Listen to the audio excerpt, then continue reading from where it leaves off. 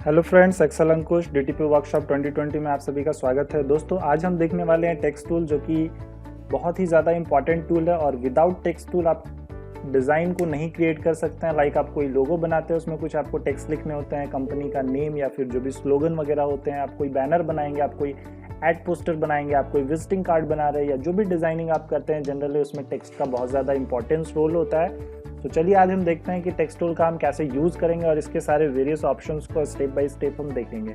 तो text tool को simply आपको यहाँ से सेलेक्ट करना है। सेलेक्ट करने के बाद आपको जहाँ पर भी टाइप करना है वहाँ पे सिंपली आप क्या करेंगे, क्लिक करेंगे।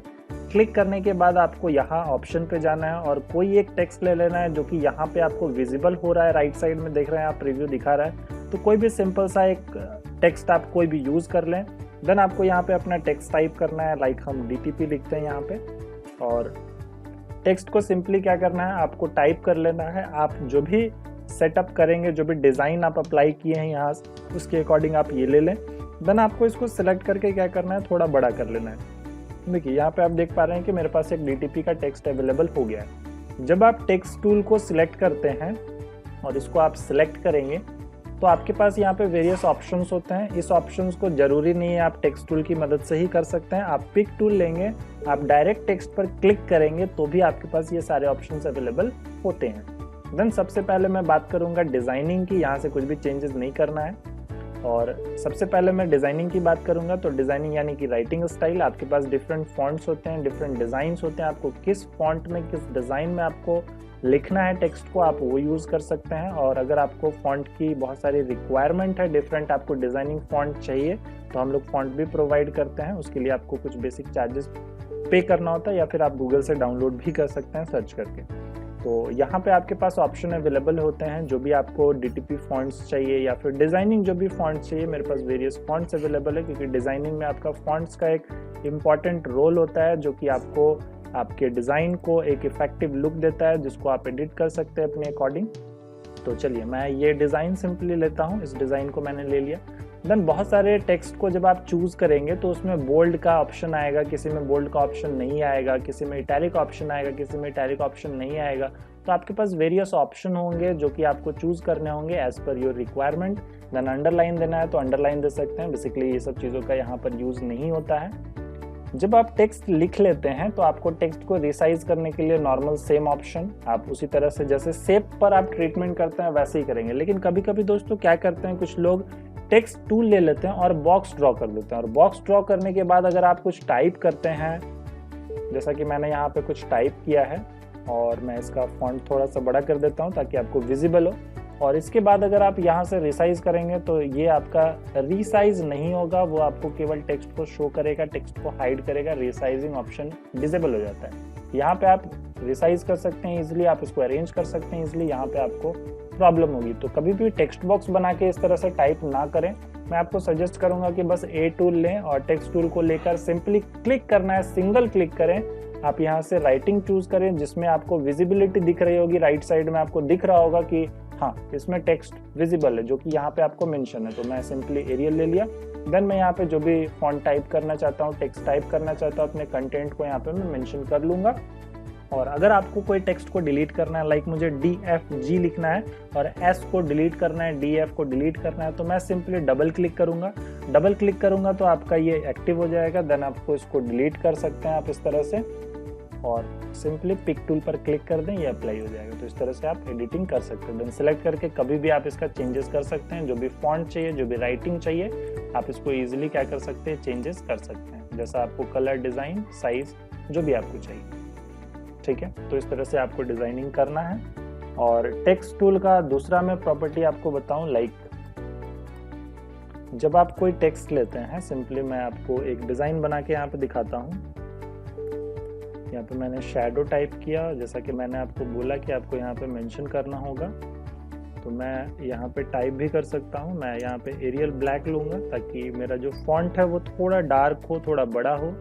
तो मैं सिंपली यहाँ पे शैडो ले लिया।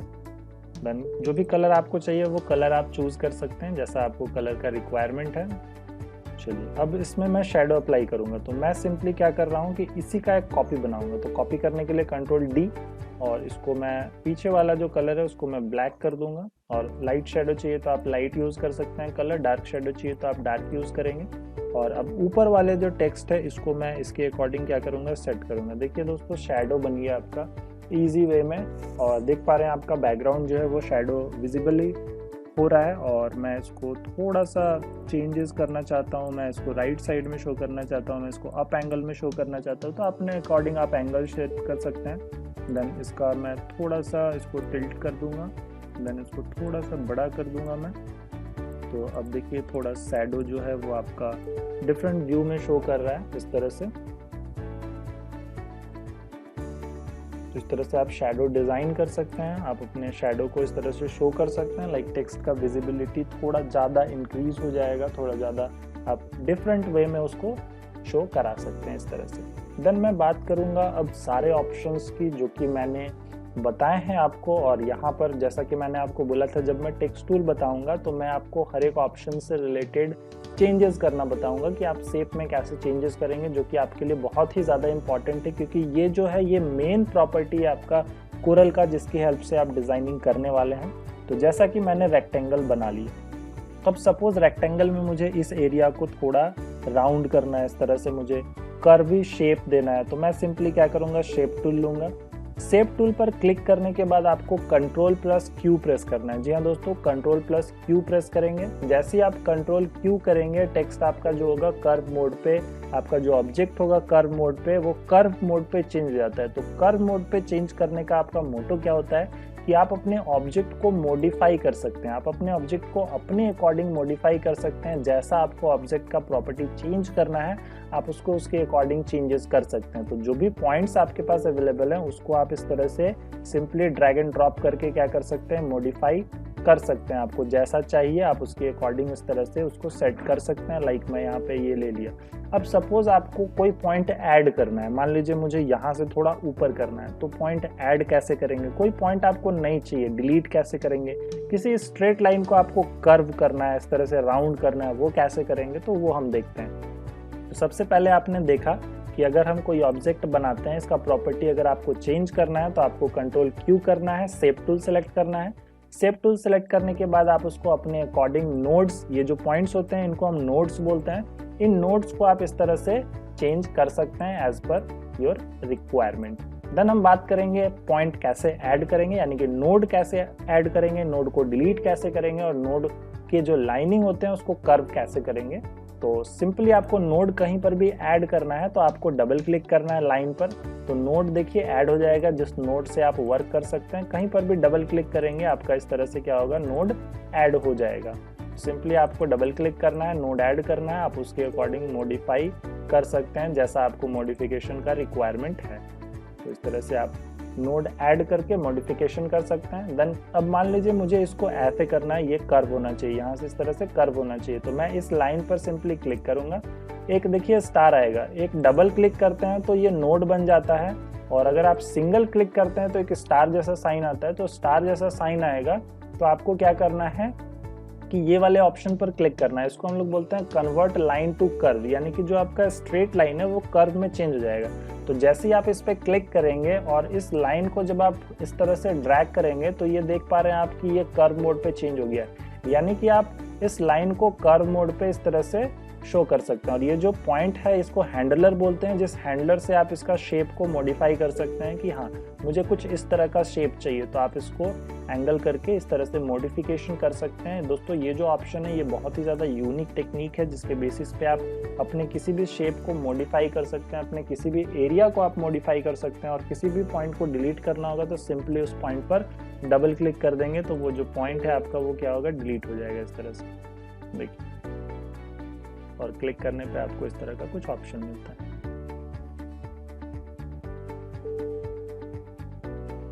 तो देख पा रहे हैं आप, जैसा कि मैं यहाँ पे इस तरह से डिज़ाइन कर रहा हूँ, तो आपको सिंपली क्या करना है, इस तरह से आप मॉडिफाई कर सकते हैं एज पर योर रिक्वायरमेंट। जैसा आपका रिक्वायरमेंट होगा उसके बेसिस पे आप अपने मॉडिफिकेशन को ईजिली ऑपरेट कर सकते हैं। और पॉइंट हैंडलर को आपको समझने के लिए थोड़ी प्रैक्टिस की रिक्वायरमेंट होगी, कि आपको थोड़ा ज़्यादा प्रैक्टिस करना होगा, और उस प्रैक्टिस के बेसिस पे ही आप अपने जो भी वर्क हैं उसको आप बेटर कर सकते हैं।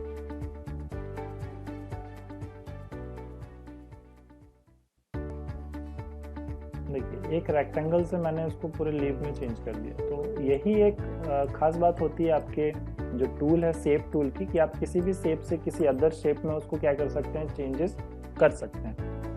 जैसे कि मैं यहाँ पे एक सपोज सर्कल बना लिया। अब इस सर्कल को मैं सबसे पहले क्या करूँगा, कंट्रोल क्यू करूँगा।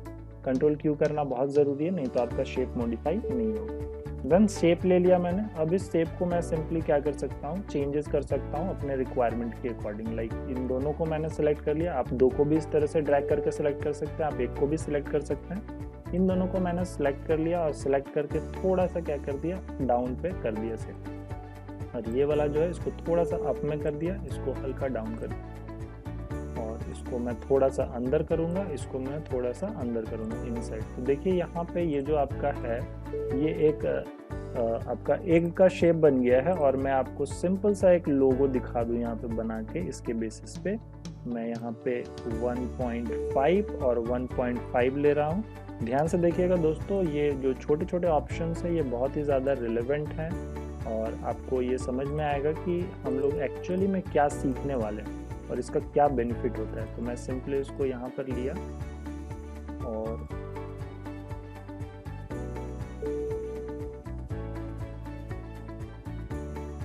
देखिए ये आपका आ गया। और यहाँ पे मैं लिख देता हूँ MTS।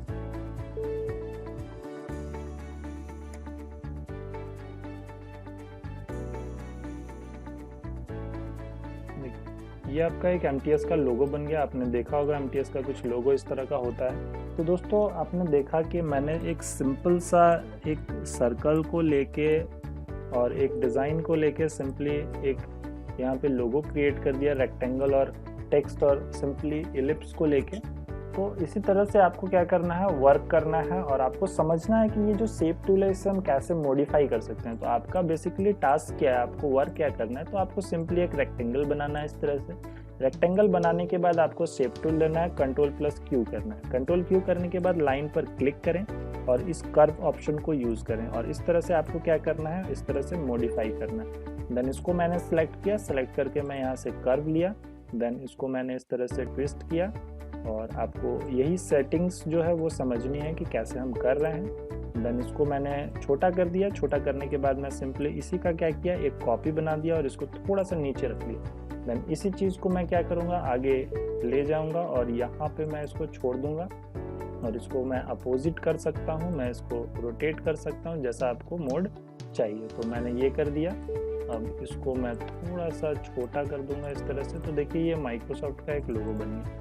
तो इस तरह से आपको क्या करना है, सिंपली अपने अरेंजमेंट को करना है और आप कुछ भी बना सकते हैं। तो कुछ ऐसा ही होगा। मैंने परफेक्ट नहीं बनाया है, मैंने सिंपली आपको एक तरीका बता रहा हूँ मैं कि कैसे हम अपने फाइल पे वर्क कर रहे हैं, कैसे हम शेप टूल का यूज़ करके शेप को चेंजेस कर रहे हैं। लाइक सपोज मान लीजिए कि मैं एक टेक्स्ट लेता हूँ। ओके, मैं यहाँ पे सिंपली टेक्स्ट लिया ए और ए को मैंने यहाँ पे कोई एक डिज़ाइन में ले लिया, इस तरह से ले लिया मैंने। अब देखिए ये आपको टेक्स्ट को भी मॉडिफाई करने का ऑप्शन देता है। मैंने कंट्रोल क्यू किया, कंट्रोल क्यू कर दिया और मैंने शेप टूल लिया। मैंने इस ऑप्शन पर क्लिक करके कर्व किया। अब देखिए मैं इसको भी मॉडिफाई कर पा रहा हूँ, देख पा रहे हैं ना आप। अब यहाँ पे मैं क्लिक किया, इसको ले लिया। अब मैं इसको भी मॉडिफाई कर सकता हूँ अपने अकॉर्डिंग जैसा मुझे चाहिए। आपने बहुत सारे डिज़ाइंस देखे होंगे कि अलग अलग डिज़ाइनिंग में शो किए हुए होते हैं, टेक्स्ट आपके डिफरेंट फॉर्मेट्स में होते हैं।